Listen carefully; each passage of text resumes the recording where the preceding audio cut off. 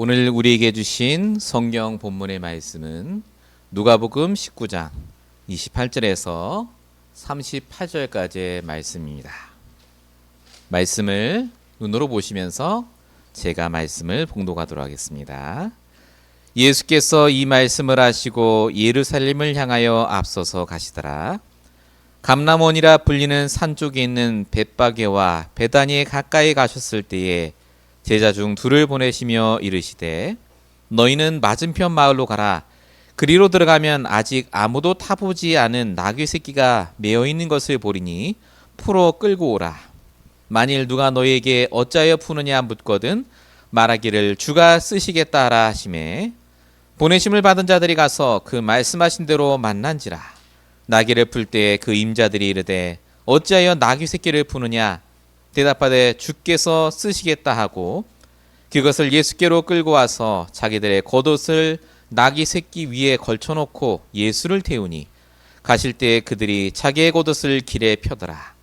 이에 감난산 내리막길에 가까이 오심에 제자의 온 무리가 자기들이 본 바 모든 능한 일로 인하여 기뻐하며 큰 소리로 하나님을 찬양하여 이르되 찬송하리로다. 주의 이름으로 오시는 왕이여 하늘에는 평화요 가장 높은 곳에는 영광이로다 하니. 아멘. 우리 오늘 8월 마지막 주입니다. 8월 31일 우리 계신 강단의 말씀의 제목은 이 땅에 그리스도로 오신 예수님입니다. 우리 오늘도 말씀을 듣기 전에 여러분 각자가 하나님께 해야 할 질문이 있습니다. 여러 가지 상황에 대한 것, 문제에 대한 것, 생각에 대한 것들이 있겠죠. 그런데 하나님은 그 문제의 근본에 대한 답을 주시기 원합니다. 하나님은 이 시간 분명히 살아계십니다. 내 모든 상황 조건을 아시죠. 그래서 오늘 강단 말씀을 통해 답을 주실 겁니다. 말씀을 통해 인도받으시는 중요한 시간 되시기 바랍니다. 선언적으로 말씀드릴 부분은 나의 문제의 근본을 해결하신 그리스도입니다. 오늘 제목만 보고 또 다 아는 얘기 하는 거 아닌가 싶을 수도 있습니다. 그리스도로 오신 예수님 다 아는 거 아닌가. 여러분 이번 주 말씀의 핵심은 뭐냐면요. 주제는 믿음입니다. 이 땅에 영적인 왕으로 그리스도로 오셨어요. 예수님 그래서 나귀 새끼를 타고 예루살렘으로 들어가신 겁니다. 십자가에 달리시기 전에. 그런데 그 예수님을 맞이하는 사람들은 기뻐하며 환호합니다. 왜 그랬죠? 영적인 왕이 아닙니다. 육신적인 왕. 내 육신의 문제 해결해 줄 왕으로 그리스도를 믿었습니다. 예수님을 그렇게 믿은 겁니다. 여러분은 하나님을 왜 믿습니까?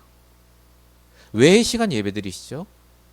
진짜 내 믿음은 영적인 왕 그리스도를 믿는 믿음입니까? 아니면 내 지금 당장의 육신 문제 해결해 줄 그리스도를 믿으십니까? 이게 굉장한 차이입니다.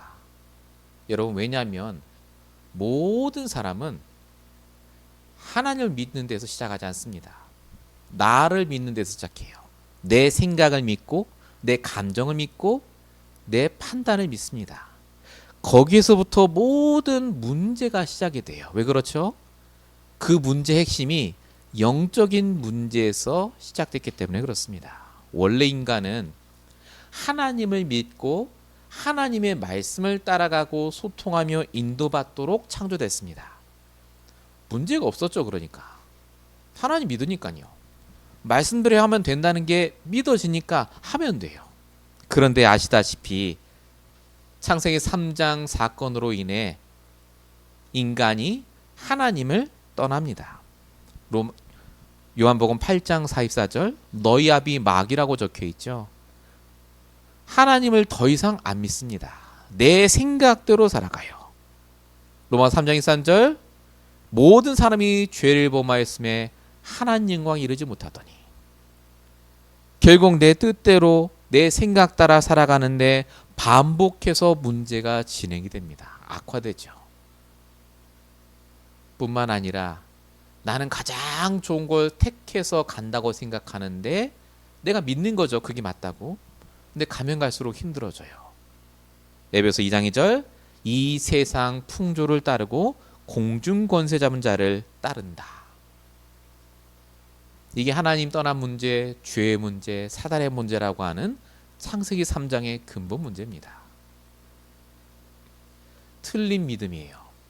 이 틀린 믿음을 갖고 세상을 사는데 잘 돼야 되는데 거의 다 힘듭니다. 99.9%의 사람이 힘들어요. 그래서 하나님이 이런 인간을 두지 않으시고 이 땅에 그리스도를 보내셨습니다. 육신 문제 해결할 그리스도를 보내주신 게 아니라 그 문제의 근본을 해결하실 영적인 왕 그리스도를 보내셨습니다. 마태복음 16장 16절 주는 그리스도시요 살아계신 하나님의 아들입니다. 우리는 이 하나님을 믿는 거고 이 그리스도를 영접한 겁니다. 왜 하나님 믿었는데 나는 문제가 해결 안 돼요? 여러분의 믿음부터 점검해 보십시오. 어떤 하나님을 믿습니까? 어떤 분은 그러세요. 내가 믿는 하나님은 이렇게 안 한다면서. 도대체 어떻게 하나님을 믿으십니까? 정말 하나님을 다 아십니까? 내가 혹시 틀린 믿음을 갖고 있는 건 아닙니까? 분명히 성경은 뭐라고 적혀 있죠? 로마서 8장 28절 부르심을 입은 자들에게는 모든 것이 합력하여 선을 이룬다고 적혀 있습니다. 하나님을 믿는 자들은 모든 문제와 사건 속에 하나님의 선한 계획이 있다고 믿게 됩니다. 그래서 인도라는 걸 받죠. 말씀의 인도. 무조건 문제 해결해 주세요가 아니란 말입니다. 여러분, 하나님을 정말 믿는다면, 실수하지 않은 하나님을 정말 믿으신다면 올바른 믿음에서 시작하셔야 돼요. 오늘 본문에 나오는 사람들은 마치 겉으로 보면 예수님을 떠받들고 제대로 믿는 것처럼 보이지만 아니었던 사람들입니다. 나는 어떻습니까? 지금 저와 여러분과 함께 하신 하나님을 어떻게 보고 계십니까? 나의 믿음을 점검하셔야 돼요. 왜 화가 나고 짜증납니까? 그리고 밑바닥에는 하나님 원망하시잖아요. 왜 원망하시죠? 하나님이 틀린 게 아니라 내 믿음이 틀린 겁니다. 오늘 말씀을 통해서 진짜 나의 믿음을 점검하시는 시간 되시기 바랍니다. 본론 첫 번째입니다. 어떻게 해야 올바른 믿음을 회복할 수 있을까요?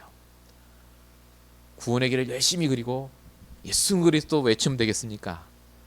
그거 해야죠. 당연히 해야 됩니다. 그런데 중요한 포인트가 있어요. 내게 있는 영적인 문제부터 발견하고 거기서 빠져나와야 됩니다. 여러분, 영적인 문제가 뭡니까?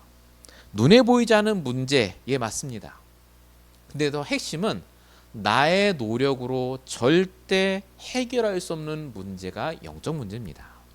모든 사람에게 있고 우리가 예수를 영접하기 전에 내게 있었던 모든 것이 영적 문제의 근본입니다. 분명히 복음 듣고 말씀 들었는데 신기하게 복음 듣고 말씀을 따라가는 것보다 내 생각 따라가는 게 더 편하잖아요. 그게 영적 문제입니다. 마태복음 24장 38절에 보면은 홍수 전에 노아가 방주에 들어가던 날까지 사람들이 먹고 마시고 장가들고 시집갔다라고 적혀 있습니다. 이게 무슨 말이냐면 열심히 살았다 그 말이에요. 사람들이 내 믿음 믿고. 근데 어떻게 됐죠?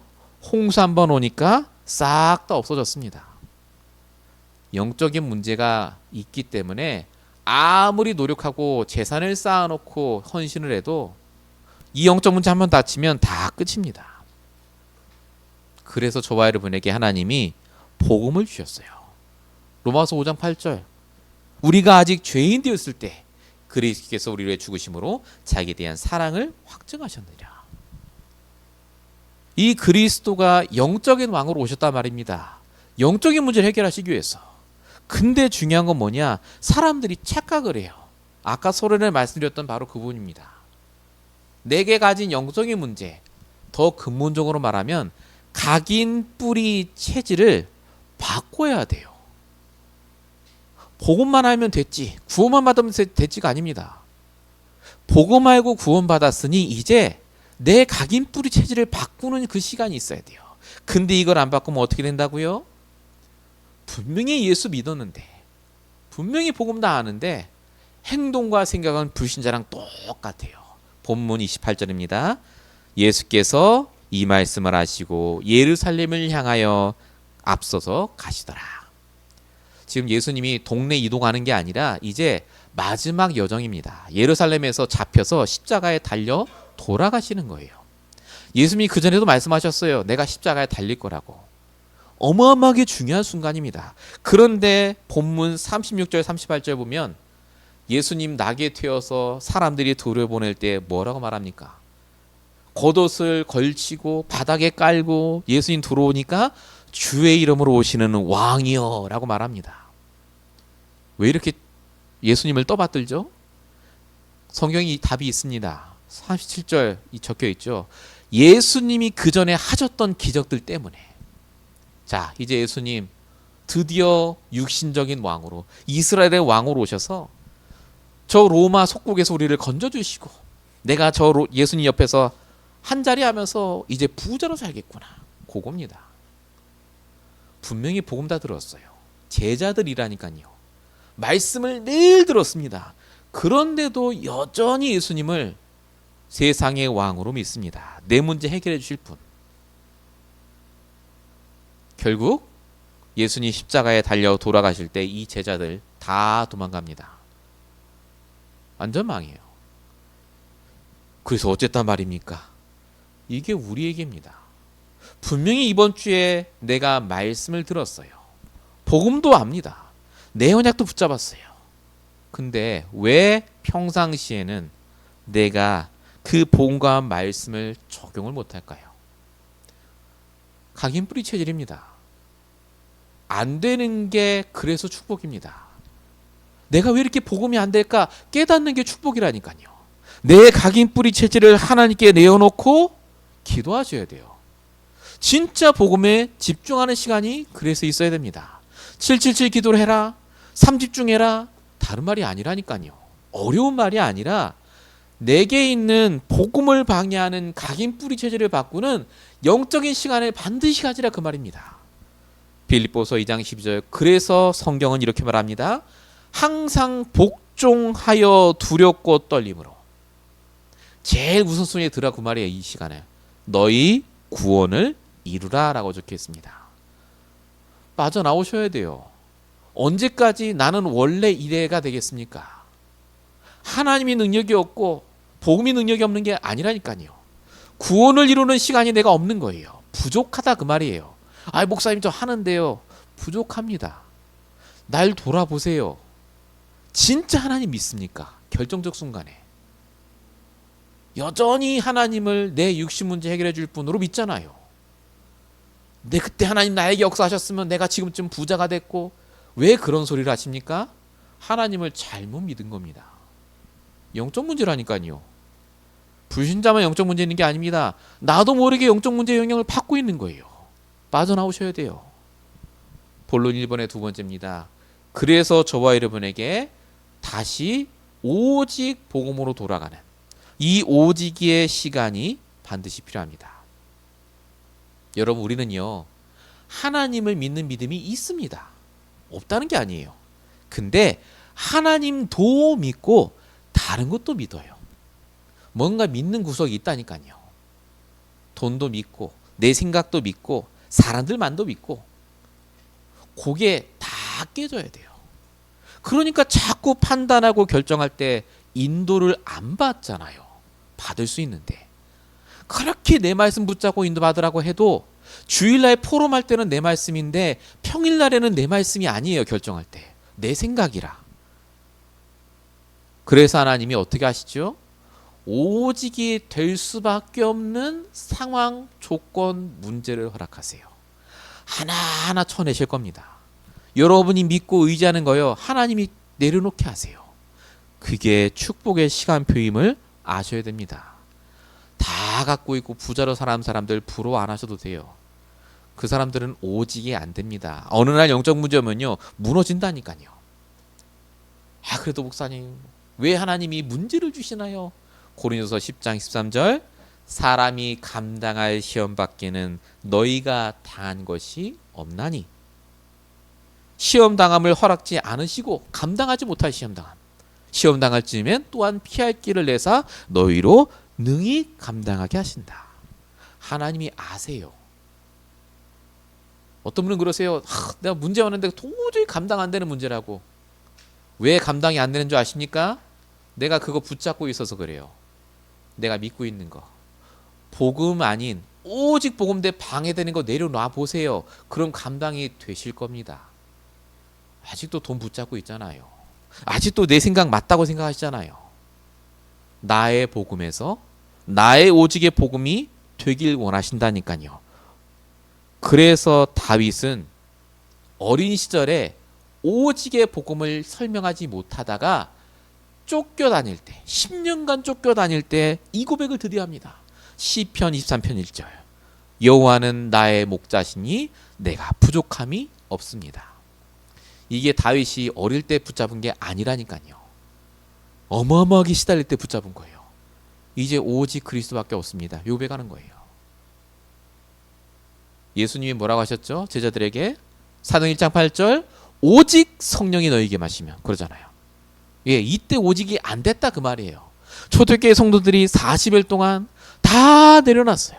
잡혀가면 죽는 거 알고도 다락방에 올라가서 기도했다니까요.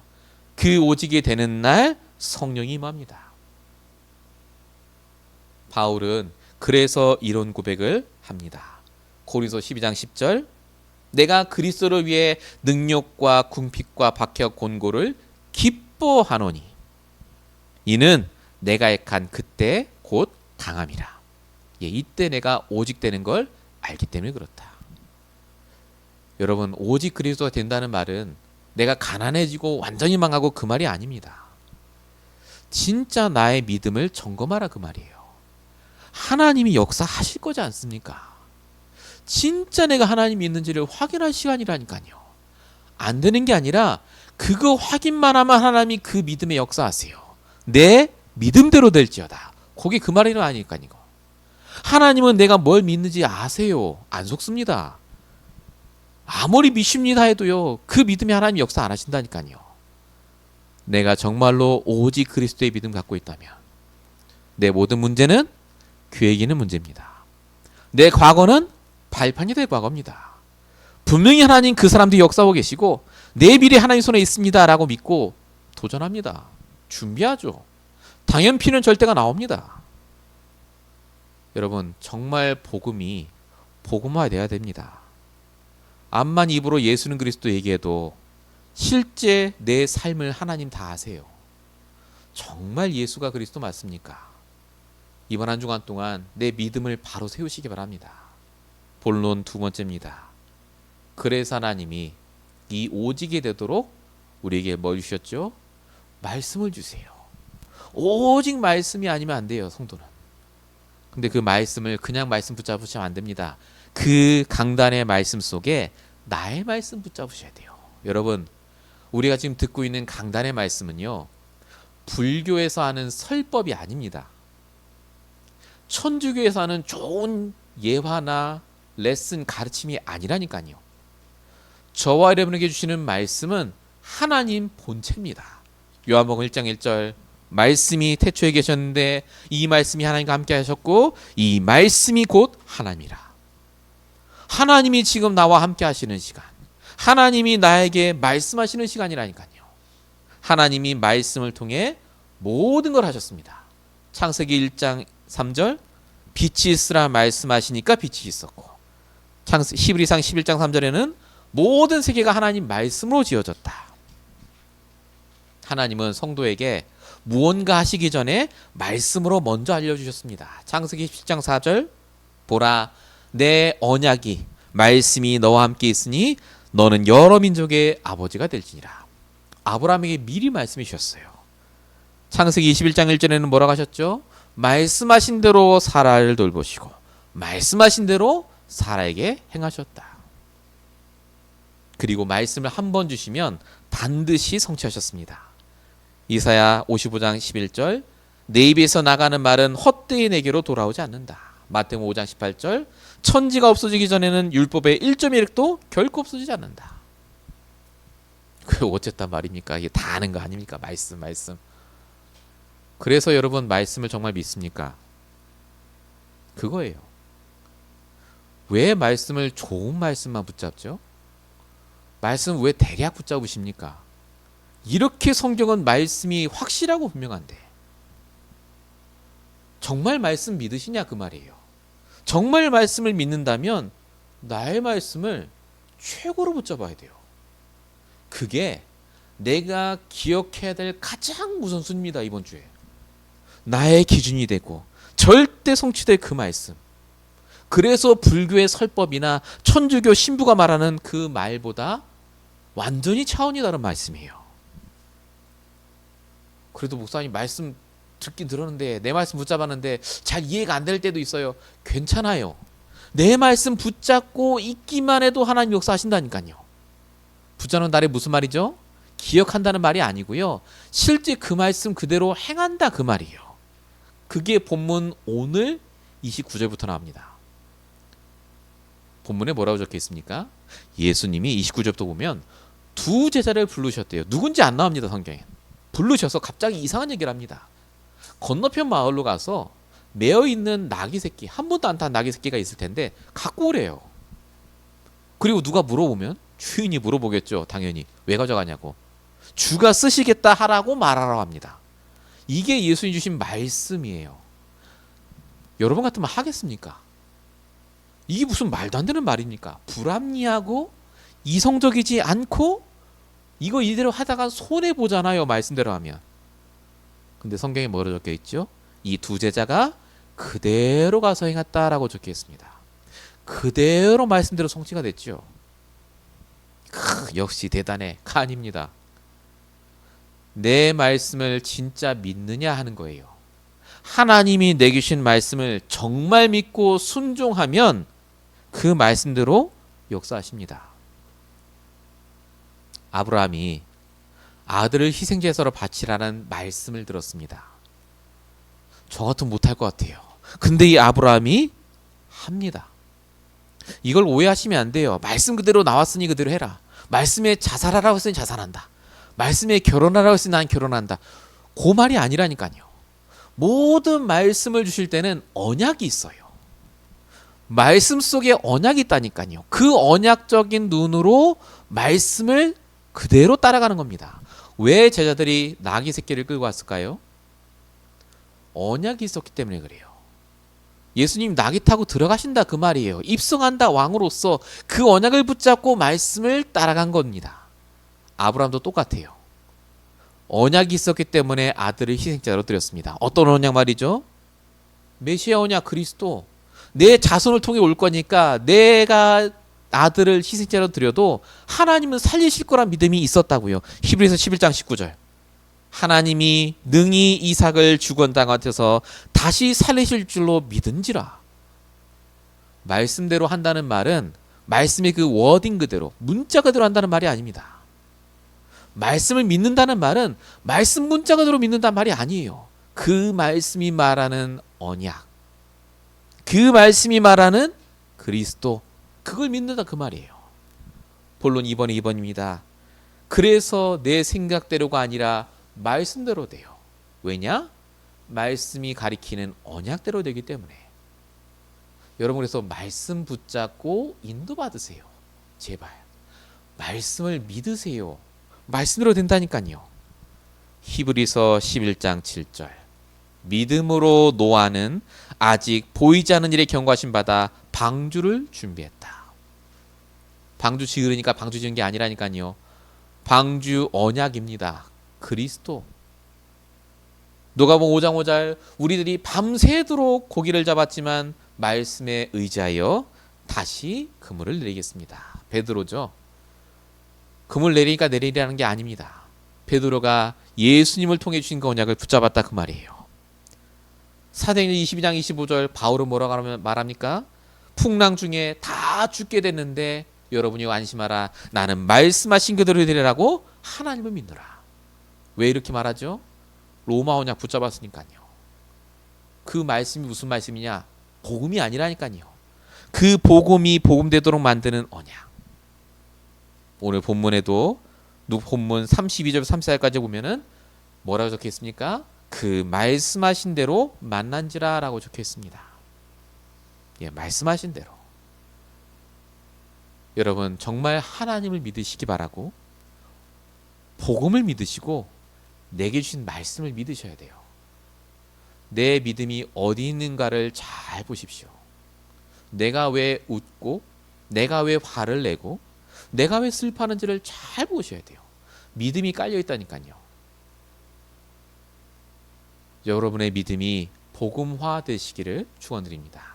본론 세 번째입니다. 자, 이렇게 정말로 우리가 하나님을 믿게 되면, 말씀을 믿고 인도받게 되면 드디어 어떤 믿음이 생기느냐? 하나님이 내게 주신 사명에 대한 믿음이 생깁니다. 하나님이 내게 주신 삶에 대한 믿음이 생겨요. 나를 왜 지금 이 시간표에 이 자리에 보내셨는지 그 믿음이 생깁니다. 실제 저와 여러분의 현장 속에 살고 있는 사람들은 사명이라는 게 없어요. 잘 먹고 잘 사는 게 사명입니다. 그게 다예요. 뭐가 행복인지도 모르고 잘 살면 그게 행복인 줄 알아요. 근데 그게 아니라니까요. 전부 흑암에 덮여 있습니다. 창세기 3장 문제 잡혀 있죠. 올바르게 산다는 게 뭔지도 모릅니다. 올바른 믿음도 없죠. 다 틀린 믿음. 근데 그게 오늘 본문에 예루살렘도 똑같았던 것 같아요. 본문 37절 보시면 38절까지 보시면 아까 읽었던 본문입니다. 예수님 들어오시니까 제자의 온 무리가 나와서 뭐라고 말합니까?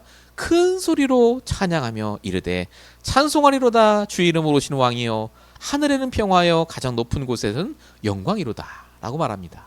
굉장히 좋잖아요. 예, 좋은 구절입니다. 실제로 예수님 왕으로 오시는 걸 찬양하는 장면이에요. 그런데 아까 말씀드린 대로 이들의 믿음이 틀렸다고요. 육신적인 왕으로 오실 그 그리스도를 믿었다 그 말입니다. 이 사람들이 누구죠? 유대인들이요. 지금 동네가 어디죠? 예루살렘이요. 가장 복음이 많이 증거됐고 가장 예배 많이 드리고 가장 언약을 선포한 곳인데 제대로 믿음 가진 사람이 단 한 명도 없어요. 그래서 하나님이 이 예루살렘을 이스라엘을 살리시려고 예수님을 여기에 보내신 거예요. 지금 예수님도 그걸 아시고 들어가신 겁니다. 그 성에 보냄을 받은 이유를 깨달은 거예요. 이게 우리랑 무슨 상관이 있죠? 하나님이 이 시대에 우리를 마치 이 예수님처럼 보내셨다 그 말입니다. 어디에요? 그 성에, 여러분이 살고 있는 이 나라에, 이 LA에, 그 가정과 가문에 하나님이 우리를 대신 보내셨어요.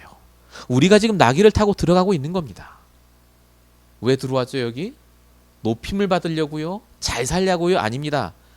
예수님처럼 우리가 그 성에 들어가서 사람을 살려야 되기 때문에 오직 복음과 말씀으로 살릴 자로 우리를 보내셨어요. 전도와 선교 때문에 나를 보내셨다 그 말입니다. 디도서 1장 3절 자기의 말씀을 전도로 나타내셨으니 이 전도는 우리 구주 하나님이 명하신 대로 내게 맡기신 것이라. 여러분이 가는 현장이 예루살렘입니다. 여러분이 거기에 매일 나귀를 타고 들어간다 생각하시면 돼요. 사람들의 환호, 기대, 걱정, 염려 신경 쓰지 마세요. 하나님이 나를 보내신 이유는 그거 아닙니다. 거기에 들어가서 정확한 복음을 말하고 사람을 돕고 살리고 거기에서 증인되는 게 하나님 원하는 거라니까요. 하나님이 내게 주신 사명이 있습니다. 이유가 있다니까요. 믿으시기 바랍니다. 내가 아무 이유 없이 사는 게 아니에요. 하나님이 나를 보내신 이유가 있어요. 삶에 대한 이유가 있다는 걸 믿으시기 바랍니다. 마지막 결론입니다. 우리가 이렇게 믿음을 회복하고 바꿔야 될 이유가 그럼 뭡니까? 우리 현장에 세 가지의 뜰이 반드시 필요하기 때문에 그렇습니다. 세 가지 영적 시스템이 필요해요. 그게 뭐라고요? 어린아이의 뜰, 후대를 살릴 만한 시스템, 이방인의 뜰, 다민족을 살릴 시스템, 그리고 마지막 치유의 뜰, 수없이 영적으로 육적으로 죽어가는 사람들을 살릴 치유의 시스템. 우리 교회는 아이들의 뜰을 두고 기도하고 있습니다. 여러분 각자도 이 세 가지 뜰에 맞춰서 기도하시면 돼요. 이 세 가지가 하나님의 계획과 목적입니다. 나는 앞으로 어떻게 살 것이며 무엇을 위해 헌신할 것이며 내가 어떻게 인도받을 것인가. 나는 못합니다. 그러나 하나님이 하시겠다고 하셨기 때문에 믿고 도전하는 겁니다. 여러분, 여러분의 믿음이 어디 있는가를 보시기 바랍니다. 왜 안 된다고 하죠? 내 믿음부터 확인하세요. 내 언약부터 확인하시기 바랍니다. 오늘 말씀이 저와 여러분에게 성취되고 응답되는 귀한 한 주가 되실 줄 믿습니다. 기도하겠습니다. 살아계신 아버지 하나님, 우리의 모든 잘못된 믿음이 회복되는 시간 되게 하옵소서. 이 땅에 내 육신 문제 해결자로 오신 그리스도가 아니라, 내 돈 문제 해결하러 오신 그리스도가 아니라 내 영적인 문제를, 내 삶의 문제를, 내 삶의 이유를 해결하러 오신 영적인 왕 그리스도가 오셨음을 날마다 깨닫게 하시고, 정말로 하나님이신 말씀 붙잡고 날마다 하나님의 인도를 받아가며 나를 이 땅에 보내신 그 목적과 사명을 감당할 수 있도록, 우리를 이곳에 보내신 하나님의 이유를 감당할 수 있도록 우리에게 힘과 능력을 허락하여 주시옵소서. 오늘도 함께 이 자리에서 말씀을 들은 우리 모든 렘넌트들에게, 중직자에게, 교육자에게 함께 하시며 동일하게 인터넷 수련도 현장에도 함께 하실 줄로 믿사오고, 우리를 구원하신 예수 그리스도의 이름으로 감사하며 기도했습니다. 아멘.